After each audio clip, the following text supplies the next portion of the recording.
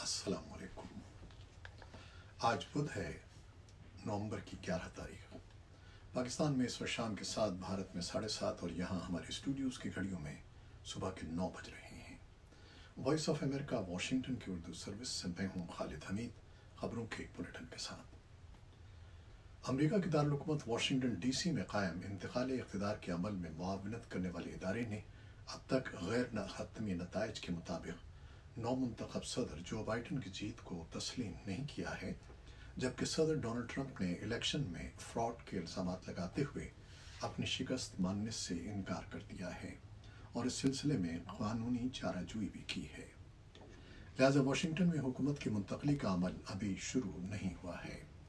انتقال اقتدار کے عمل کی ذمہ داری جنرل سروسز ایڈمنسٹریشن نامی ادارے کو سونپی جاتی ہے اور یہی ایجنسی کسی امیدوار کی کامیابی کو سرکاری طور پر تسلیم کرتی ہے۔ اقتدار کی منتقلی کا عمل تقریباً 2 ماہ میں مکمل ہوتا ہے اور 20 جنوری کو نیا امریکی صدر حلف اٹھانے کے ساتھ اپنے 4 سالہ دور اقتدار کا آغاز کرتا ہے، لیکن ابھی تک 3 نومبر کو ہونے والے صدارتی انتخابات کا سرکاری طور پر اعلان نہیں کیا گیا ہے۔ ٹرمپ انتظامیہ کی طرف سے مقرر کی گئی ایملی مرفی انتقال اقتدار کی ایجنسی کی رہنما ہیں۔ ان کے ایک ترجمان نے کہا ہے کہ بائیڈن کے قانونی طور پر صدر تسلیم ہونے کے بعد ہی انتقال اقتدار کا عمل شروع ہوگا۔ اس وقت یہ کہنا دشوار ہے کہ بائیڈن کی جیت کو کب قانونی طور پر تسلیم کیا جائے گا، کیونکہ اب بھی ملک کے مختلف ریاستوں میں ووٹوں کی گنتی جاری ہے۔ سینٹ میں اکثریتی ریپبلکن پارٹی کے رہنما سینیٹر مچ میکونل کہتے ہیں کہ صدر ٹرمپ کو 100% یہ حق حاصل ہے کہ وہ ان مبینہ بے قاعدگیوں کے سلسلے میں قانونی راہ اختیار کر کے ان کی جانچ پڑتال کرائیں۔ دوسری جانب غیر حتمی نتائج کے مطابق نو منتخب صدر جو بائیڈن اور ان کی نو منتخب نائب صدر کاملا ہیرس اقتدار کی منتقلی کے لیے اپنے تیار کردہ عمل کو آگے بڑھا رہے ہیں۔ امریکہ کے وزیر دفاع مارک ایسپر کی برطرفی کے ایک روز بعد محکمے کے پالیسی سے متعلقہ ایک عہدیدار اپنے عہدے سے دستبردار ہو رہے ہیں۔ منگل کے روز ایک خط میں استعفیٰ دیتے ہوئے پالیسی کے قائم مقام under secretary of defence James Anderson نے کہا کہ ان کا پینٹاگون میں کام کرنا ان کے لیے ایک اعزاز کی بات تھی۔ ٹرمپ انتظامیہ نے ویٹرنز ڈے سے ایک روز قبل تمام فوجیوں اور گولڈ اسٹار فیملیز کے لیے امریکہ کے قومی پارکوں میں داخلے کو عمر بھر کے لیے فری کرنے کا اعلان کیا ہے۔ ویٹرنز ڈے ہر سال 11 نومبر کو منایا جاتا ہے۔ اس روایت کا آغاز 1918 میں پہلی عالمی جنگ کے خاتمے سے ہوا تھا۔ آج سابق فوجیوں کے دن کے موقع پر امریکہ میں عام تعطیل ہے اور ان مردوں اور عورتوں کو خراج عقیدت پیش کیا جا رہا ہے اور ان کی خدمات اور قربانی کی ان اقدار کو بھی جن کی وہ نمائندگی کرتے ہیں۔ اپنے فرائض سے سبکدوش ہونے کے برسوں بعد وہ اس بات کی علامت ہوتے ہیں کہ ایک آزاد سرزمین کا شہری ہونا کیا معنی رکھتا ہے۔ صدر ٹرمپ اور خاتون اول میلانیا ٹرمپ پروگرام کے مطابق آرلنگٹن نیشنل سیمیٹری میں ہونے والی ایک تقریب میں شرکت کر رہے ہیں۔ یہ ایونٹ پبلک کے لیے نہیں ہوگا اور اسے براہ راست نشر نہیں کیا جائے گا۔ ملک بھر میں ویٹرنز ڈے کے موقع پر مختلف تقریبات کا اہتمام کیا جا رہا ہے، ان میں سے بیشتر ورچوئل یا محدود تعداد کے ساتھ منعقد ہوں گی۔ افغانستان میں سیاسی تجزیہ کاروں کا کہنا ہے کہ افغان حکومت اور طالبان مذاکرات کار امریکی صدر کے انتخاب کے نتائج کے باضابطہ اعلان کا انتظار کر رہے ہیں اور اسی وجہ سے فریقین کے درمیان گزشتہ ہفتے کے دوران دوحہ میں کوئی ملاقات نہیں ہوئی ہے۔ طالبان کے سابق اہلکار سید اکبر آغا کا کہنا ہے کہ دونوں فریق افغانستان کے بارے میں امریکہ کی نئی پالیسی کا انتظار کر رہے ہیں۔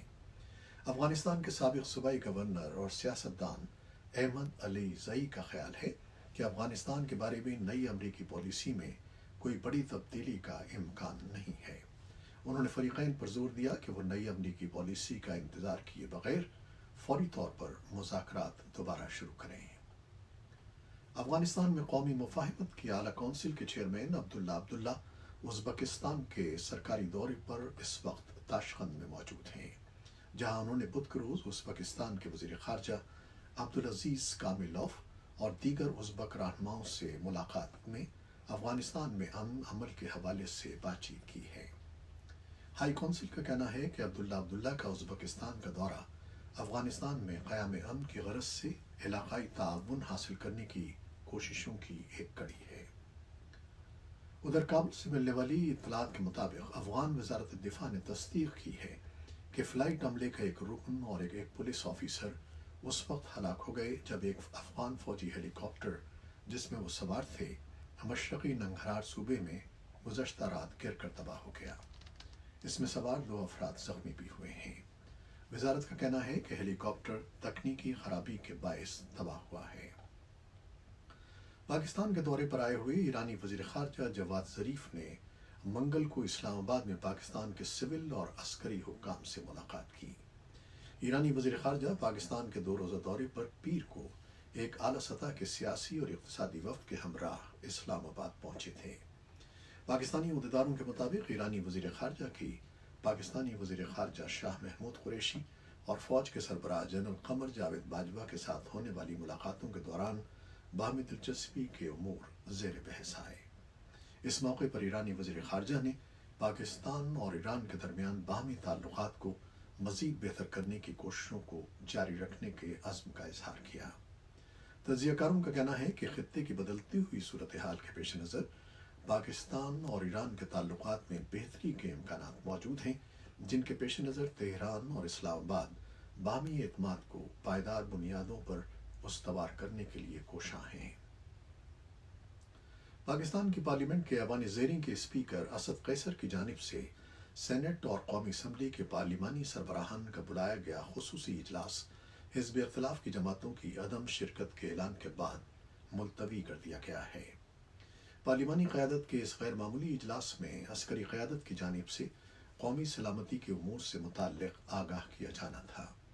حزب اختلاف کے رہنما سینئر سینیٹر جہاں زیب جمال دانی کہتے ہیں کہ انتخابات کے موقع پر گلگت بلتستان کے حوالے سے قومی سلامتی کا اجلاس بلایا جانا غیر مناسب ہے۔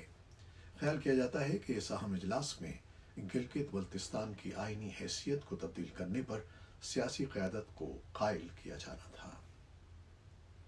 صوابی کے قریب سے اغوا ہونے والے سماجی کارکن ادریس خٹک کے اغوا کو 1 سال مکمل ہو گیا ہے اور 1 سال کے عرصے میں پہلی بار ان کی صاحبزادی کی ملاقات ان سے کروا دی گئی ہے۔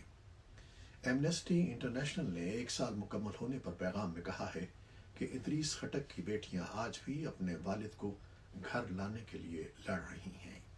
ادریس خٹک کے وکیل کے مطابق ان پر سیکیورٹی اداروں کے بارے میں خفیہ معلومات رکھنے اور افشا کرنے کا الزام ہے اور ان کے خلاف سیکرٹ ایکٹ کے تحت کارروائی کی جا رہی تھی۔ متحدہ عرب امارات نے شخصی آزادیوں کے حوالے سے قوانین میں نرمی کا اعلان کیا ہے تاکہ معاشرے میں برداشت کو فروغ دیا جا سکے۔ قوانین میں تبدیلیوں کا اطلاق شراب نوشی، جوان جوڑوں کے شادی شدہ ہوئے بغیر اکٹھے رہنے اور غیرت کے نام پر قتل کے معاملات پر ہوگا۔ خبر رساں ادارے ایسوسی ایٹڈ پریس کے مطابق اماراتی حکامات کا یہ اقدام ملک کے بدلتے ہوئے تشخص کو ظاہر کرتا ہے۔ یو اے ای اپنے آپ کو عالمی سیاحوں، بہتر مستقبل کے متلاشیوں اور کاروباری کمپنیوں کے لیے مغربی انداز میں ڈھالے گئے ایک ملک کے طور پر پیش کرتا ہے۔ امارات کی طرف سے یہ بڑا اقدام ایسے وقت میں سامنے آیا ہے جب اس نے امریکہ کی مدد سے اسرائیل سے تعلقات قائم کیے ہیں، جس سے یہ توقع کی جا رہی ہے کہ اب اسرائیل سے بہت سے سیاح اور سرمایہ کار امارات کا رخ کریں گے۔